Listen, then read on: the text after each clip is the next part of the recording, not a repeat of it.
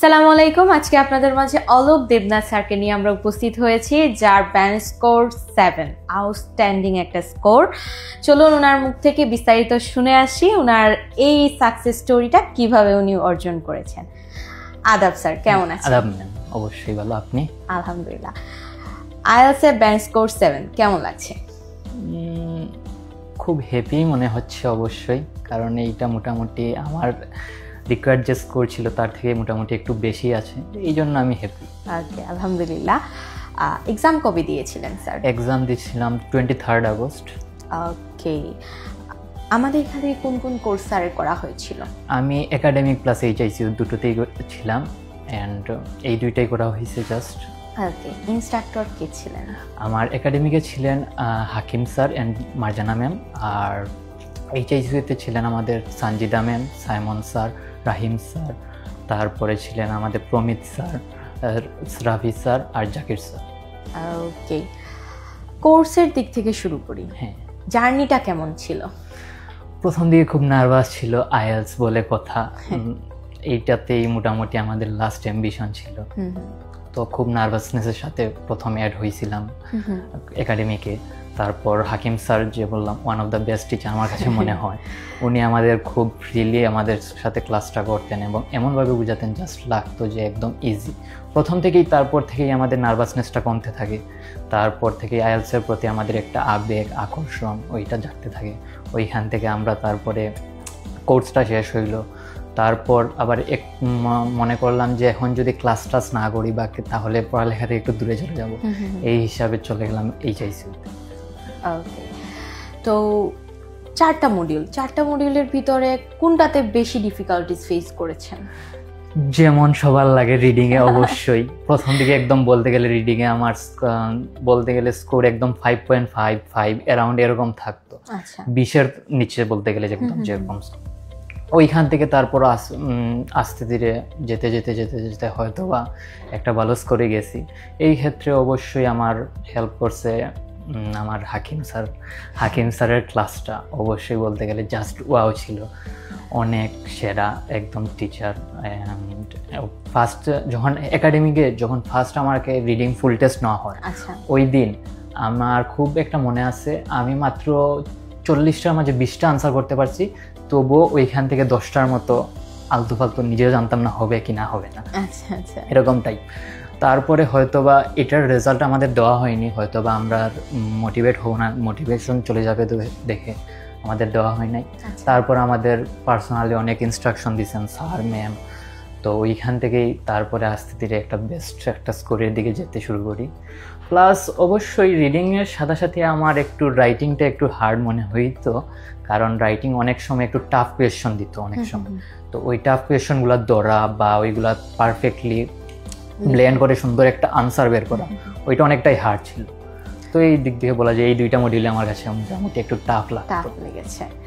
তো রাইটিং এর তো মক টেস্ট কি দেওয়া হয়েছিল আমাদের এখানে? অবশ্যই। আচ্ছা, এনভায়রনমেন্টের দিক থেকে কি বলবেন? একদম বলতে গেলে মেইন এক্সামে যেমন এনভায়রনমেন্ট ছিল সে ঠিক তেমন টাইম মেনটেনেন্স, তারপরে ইনস্ট্রাকশন সবগুলো একদম পারফেক্ট। আমি মেইন এক্সামে গিয়ে লাগতেছিল যে আমি জাস্ট এক্সামের মক দিচ্ছি।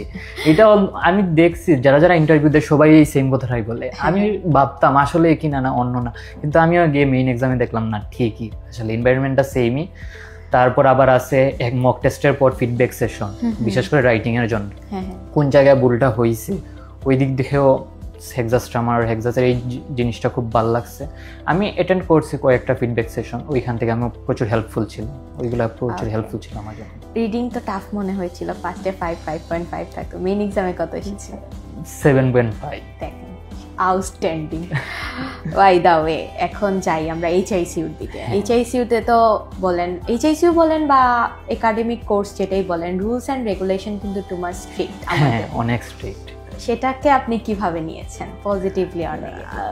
আমি প্রথম দিকে নেগেটিভলি নিয়েছিলাম, বাট তারপর যখন দেখলাম না এটার ফল অনেক ভালো, রেজাল্ট অনেক ভালো আসতেছে, আমার নিজের উন্নতি হচ্ছে, ওই দিক থেকে আমি ভাবলাম না আসলে এইটা পজিটিভ থিঙ্কিংয়ে যেই বা এই ইন্টেনশনে বা যেই ইন্টেনশনে এটা নেওয়া হয়েছে ওইটা সাকসেসফুল হচ্ছে আই থিঙ্ক। অ্যান্ড আমাদের ওইখানে বলা হতো এটাকে হাদিয়া, হাদিয়াটা। হ্যাঁ, তো হাদিয়া আমিও এটাতে এখন আমি ফুললি সাপোর্ট করি এই জিনিসটা। না হলে কেউ যদি প্রেসারে না থাকে তাইলে কেউ পড়তে চায় না, আমি নিজেও পড়তাম না যতক্ষণ পর্যন্ত প্রেসারে থাকতাম না, আমি নিজেও পড়তাম না।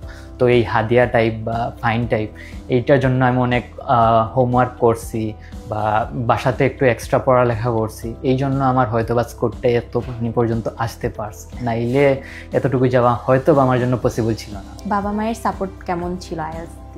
বাবা মায়ের সাপোর্ট বলতে অবশ্যই আমার একজন বড় ভাই আছে, উনিও বলছেন আইএলটিএস দিতে। আর আমার ফ্যামিলির সাপোর্ট তো অবশ্যই, ছেলের পিছনে একজন ফ্যামিলির সাপোর্ট তো অল টাইমই থাকবে। ছেলেতে যেই কাজেই যাক অবশ্যই ওদের ড্রিম থাকবে যে না ছেলেটা ওই দিক থেকে জাস্ট বেস্ট, তার বেস্ট আউটপুটটা আনতে পারে। ঠিক আমার ফ্যামিলিও তেমনই ছিল। ওকে, তো স্কোর তো আলহামদুলিল্লাহ একটা এসেছে, এখন নেক্সট প্ল্যান কি আপনার? নেক্সট প্ল্যান প্রথমে ছিল ইউএস এর দিকে, বাট ইউএস এর কন্ডিশনটা আপাতত একটু টাফ। এখন ওই দিক থেকে সব দিক চিন্তা ভাবনা করে আমি বর্তমানে অস্ট্রেলিয়ার জন্য ট্রাই করতেছেন। হ্যাঁ, বেস্ট অফ লাক স্যার, সামনের দিকে আরো ভালোভাবে এগিয়ে যেতে হবে।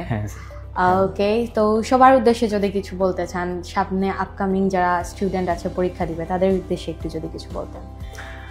ম্যাম আমি আসলে বলবো যে ঠিক আছে, এখন অনেকেই চিন্তা করবে যে আইএলটিএসটা অনেক হার্ড, ডে বাই ডে অনেক হার্ড করতেছে, অনেকে এই টেনশনে ভাবতেছে ডুববো কিনা ডুববো না আইএলটিএস শুরু করবো কিনা না। আমি বলবো যে এইসব টেনশন না করে স্টার্ট করো না, তারপরে দেখা যাবে, হয়তো বা ভালো একটা স্কোর আসবে, না হলে না, একটা যে কোনো একটা তো আসবে, গতি তো হবে। স্টার্ট না করে তুমি যদি বসে থাকো তাহলে ওই তো বসেই থাকো, তোমার তো কোনো কাজ হচ্ছে না। তো ট্রাই করো অবশ্যই। অ্যান্ড অবশ্যই আমি বলবো হেক্সাসের একাডেমিকে জয়েন হতে, এইচআইসিতে জয়েন হতে। আমি যেসব এক্সপিরিয়েন্স করছি আমার জন্য মোর দেন এনাফ ছিল, এর থেকে ভালো আমি কোনো জায়গায় শুনি নাই, হয়তো বা কারো কাছে শুনি নাই। আমি নিজের এক্সপিরিয়েন্স থেকেও বলি, আমাকেও যদি এখন আমার কোনো ছোটো ভাই বা কেউ জিজ্ঞাসা করে যে আইএলটিএসের জন্য কোথায় ভর্তি হতে, আমি অবশ্যই একদম কোনো চিন্তা ভাবনা ছাড়া বলি হেক্সাসে ভর্তি হবো। ওকে স্যার, আরেকটা বিষয়ে যাই, মেইন এক্সাম তো 23 তারিখে ছিল। আচ্ছা, এর আগে তো আমাদের একটা স্পেশাল ক্লাস থাকে কাশেম স্যারের, হ্যাঁ, ওইটা কি জয়েন করা হয়েছে? অবশ্যই। ওইটা কতটুকু কাজে দিয়েছে মেইন এক্সামে? আমি যখন জয়েন হয়েছিলাম ওই সময় একটা ইন্টারভিউ আসছিল আমার, তখন ওই লেগে স্পেশাল সেশনটা ছিল 17 তারিখ আগস্টে। আমি 12 তারিখের দিকে একটা ইন্টারভিউ দেখছিলাম হেক্সাসে। তো উনি বলছিল যে কাশেম স্যারের এই ইন্টারভিউ সেশনটা খুব হেল্পফুল ছিল। কাশেম স্যার যে রুটিনটা দিছে ওই রুটিনটা ফলো করে উনি একটা ডেজায়ার্স করে গেছেন, অনেক হেল্পফুল ছিল। তো আমিও ভাবলাম হয়তো বা যাওয়া দরকার, তো আমিও আসলাম। তো উনিও রুটিন দিছে, রুটিনটা ঠিক আছে, আমি 100% মেনটেন করতে পারি নাই, বাট 70-80% করছি। ওই দিক থেকে আমি প্রচুর হেল্পফুল ছিলাম। কাশেম স্যার একজন এক্সপিরিয়েন্স পারসন, অবশ্যই ওনার কথা শোনাটা বেস্ট অপশন। আমিও শুনছি অ্যান্ড আমারও এক্সপিরিয়েন্সটা গুড ছিল। তো আমিও বলবো অবশ্যই যাদের স্পেশাল সেশন আসে অবশ্যই জয়েন করবেন, 100% হেল্পফুল হবে এটা। Okay, so thank you so much sir, আপনার এত সুন্দর একটা স্কোর প্লাস হচ্ছে এত সুন্দর একটা সাকসেস স্টোরি আমরা শুনলাম, খুবই ভালো লাগছে আপনার সাথে কথা বলে। আপনার সামনের দিকের যাত্রা যাতে আরও সুন্দর হয় সেই কামনা করছি। সো সবাই শুনলেন স্যারের মুখ থেকে, অলোক স্যারের মুখ থেকে স্যারের সাকসেস স্টোরিটা। তো আপনারাও ভয় পাবেন না, ভয় না পেয়ে সামনের দিকে এগিয়ে যাওয়ার জন্য অবশ্যই আগে আপনাদেরকে প্রিপারেশনটা নিয়ে এগিয়ে যেতে হবে, বসে থাকলে হবে না। So thank you so much everyone সময় নিয়ে ভিডিওটা দেখার জন্য। সালামু আলাইকুম।